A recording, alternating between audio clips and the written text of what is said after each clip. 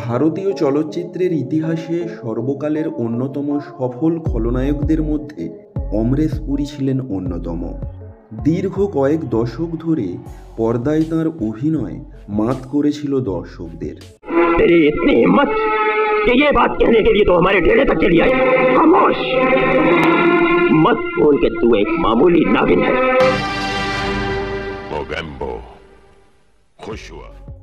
অভিনয়ের পাশাপাশি তাঁর ব্যারিটন কণ্ঠস্বর তাঁকে অন্যান্য ভিলেনদের থেকে স্বতন্ত্র মাত্রা দিয়েছিল। 1970 থেকে 2005 অবধি মোট 35 বছরে 400-র বেশি ছবিতে অভিনয় করেছেন অমরেশ পুরী। পাঞ্জাবি, তেলেগু, তামিল, মালায়ালাম, মারাঠি সহ একাধিক ভাষার চলচ্চিত্রে তিনি অভিনয় করেছেন।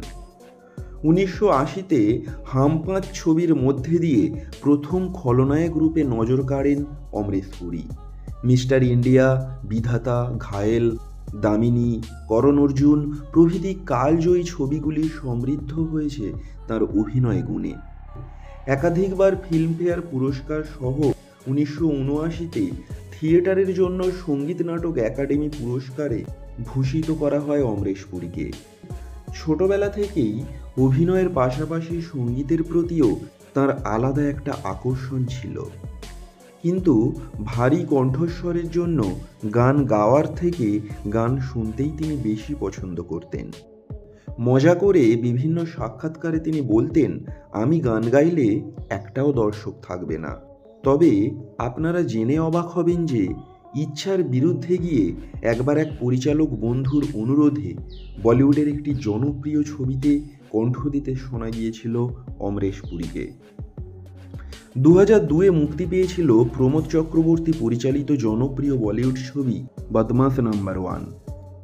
এই ছবিতে অভিনয় করেন অমরেশ পুরী, রাখি সাওয়ান্ত, জনি লিভার, কিরণ কুমার, মহেশ আনন্দ প্রমুখ স্বনামধন্য অভিনেতারা।